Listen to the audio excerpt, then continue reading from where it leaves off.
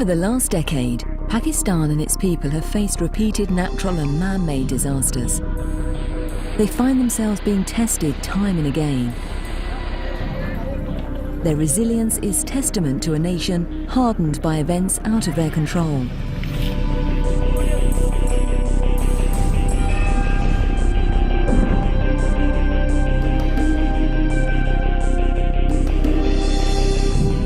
For 170 million Pakistanis, climate change has become a harsh reality. The vast devastation from the mountains to the coastline shows the nation's extreme vulnerability to the adverse impacts of climate change.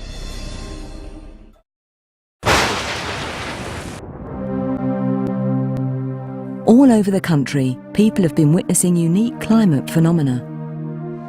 In Swat, 1 or 2 heavy cloudbursts are enough to cause a local flash flood. Last year saw as many as a dozen cloudbursts in a row. The tsunami from the sky swept away over 1 million homes, leaving up to 4 million people homeless. Down south on the warm waters of the Arabian Sea, the coastline is being chewed away by rising sea levels. Already, the Indus Delta has been devastated for miles by seawater intrusion. The massive flooding of 2010 drew international attention.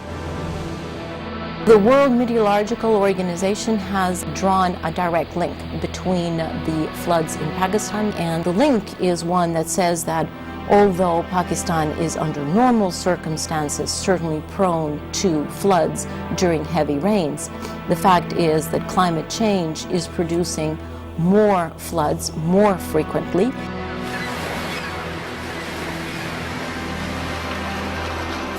An estimated 21 million people were affected by this unprecedented event. More than 1 million hectares of crops were destroyed, and 200,000 heads of livestock killed by the raging floodwaters. At one point, approximately 1/5 of Pakistan's total land area was under floodwaters. These climatic events have caused the largest population displacement, with millions made homeless, on the move, and again at the mercy of the climate.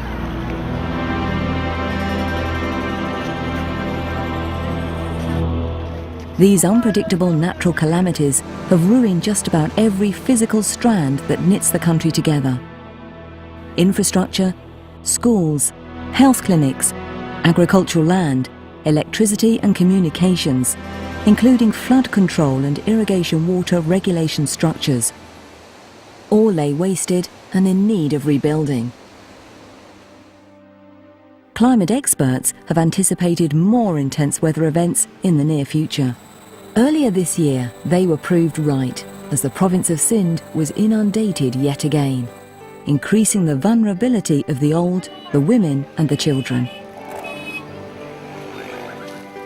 Disaster relief agencies are fatigued, trying to rebuild in areas and unable to rely on the lasting effects of their work. With the rapid growth in Pakistan's population and the scramble for land for housing, people keep increasing their risk by building homes in dry riverbeds or too close to the rivers. Frequent floods and droughts have checkered its recent past, challenging the institutional frameworks to cater to the unpredictable challenges and threatening the food security in this highly populated country. Pakistan is not a major contributor of global greenhouse gas emissions, but will bear the brunt of the consequences of climate change as one of the most vulnerable countries. Threats of desertification and the impact on biodiversity are already felt.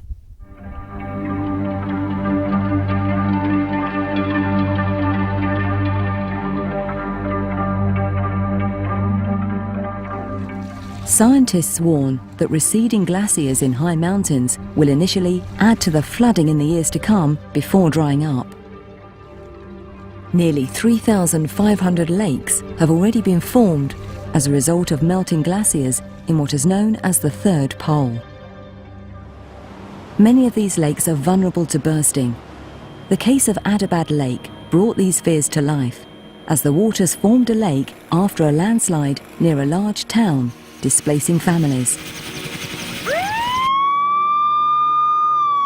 Other climate change consequences are vying for headlines.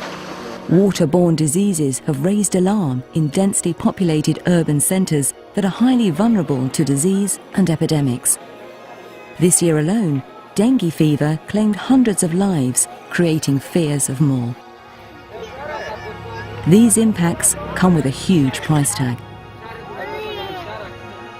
Pakistan's economy, already battered by other challenges, faces up to $14 billion a year for adapting to such climate-induced impacts in the future. Increasing the climate resilience of the economy can reduce these impacts. In order to climate-proof existing infrastructure, investments are needed in modern early warning systems, focusing on medium and long-range flood forecasting capabilities and taking disaster preparedness to the grassroots. Worries have risen that further disasters will destabilize the already weak economy of the country.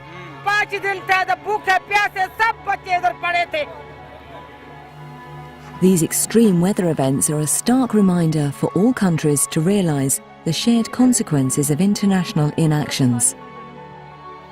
The need for collective global action is urgent. Pakistan is leading by example and undertaking climate-compatible development from very limited resources.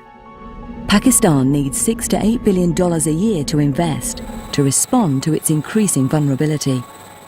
All measures must be taken to address the threat of climate change as a priority and assist communities whose lives and livelihoods are threatened. The fate of the most vulnerable will be the fate of the world. This is not a problem that will go away, and it's the entire world's problem.